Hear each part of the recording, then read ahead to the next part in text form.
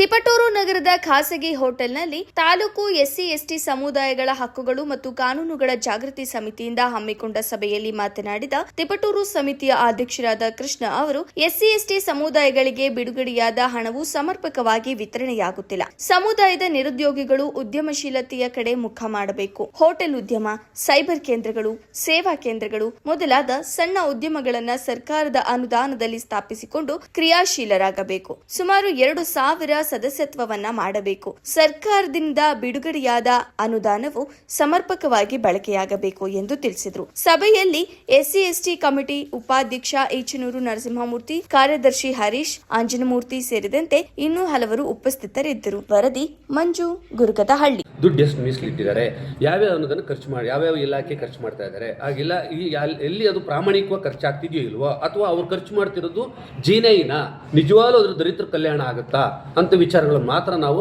ಸಮಗ್ರವಾಗಿ ಚರ್ಚೆ ಮಾಡಿ ಬುದ್ಧಿವಂತರನ್ನ, ವಿದ್ಯಾವಂತರನ್ನ, ವಿದ್ವತ್ತಿರುವಂಥವ್ರನ್ನ, ಪರಿಣಿತರನ್ನ ಕರೆಸಿ ಅವರಿದ್ದ ಮಾಹಿತಿಗಳನ್ನೆಲ್ಲ ತಗೊಂಡು, ಸಲಹೆ ತಗೊಂಡು ಒಂದು ಪಟ್ಟಿ ಮಾಡಿ ಸರ್ಕಾರಕ್ಕೆ ಒಂದು ಮನವಿ ಮಾಡೋಣ.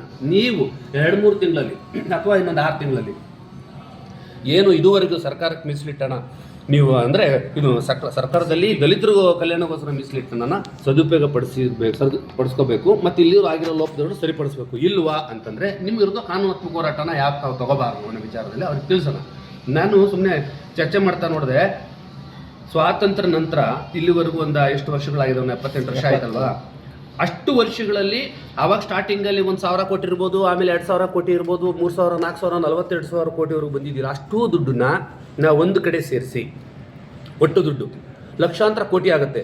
ಇಂಟು ಡಿವೈಡ್ ಮಾಡಿ ಈ ಕರ್ನಾಟಕದಲ್ಲಿರೋ ದಲಿತರ ಗಂಚೂರು ಒಬ್ಬೊಬ್ಬನಿಗೆ 1 ಕೋಟಿ ಬರಬೇಕನ್ರಿ. ಒಬ್ಬೊಬ್ಬರಿಗೆ 1 ಕೋಟಿ ಬರುತ್ತೆ. ಎಲ್ಲಿದೆ ದುಡ್ಡು? ಯಾರಿಗೆ ಕೊಟ್ಟವರು ದುಡ್ಡು? ಏನು ಮಾಡ್ತಿದ್ದಾರೆ ಸರ್ಕಾರ? ಕೇಳೋರು ಯಾರು? ಅಲ್ಲಿರುವಂಥ IAS ಆಫೀಸರ್ ಅಷ್ಟು ಮೂರ್ಖ ನನ್ನ ಮಕ್ಕಳು AC ರೂಮಲ್ಲಿ ಕೂತ್ಕೊಂಡು ಇವರು ನಾನು ಬೇರೆ ಬೇರೆ ಇದ್ದಾವೆ, ನಾನು ಹೋರಾಟ ಮಾಡ್ತೀನಿ ಬಿಡಲ್ಲ.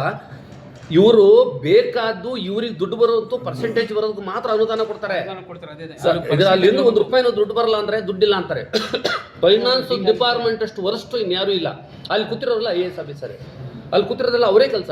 ಇಡೀ ಕರ್ನಾಟಕ ರಾಜ್ಯನ ಆಳ್ತಿರೋದು ಅವರು, ಸರ್ಕಾರ ಅಲ್ಲ ಆಳ್ತಾ ಇಲ್ಲ. ಕೊಡಲ್ಲ ದುಡ್ಡು, ಬೇಕಾದ್ರೂ ಕೊಡ್ತಾರೆ, ಇದು ಕೊಡಲ್ಲ.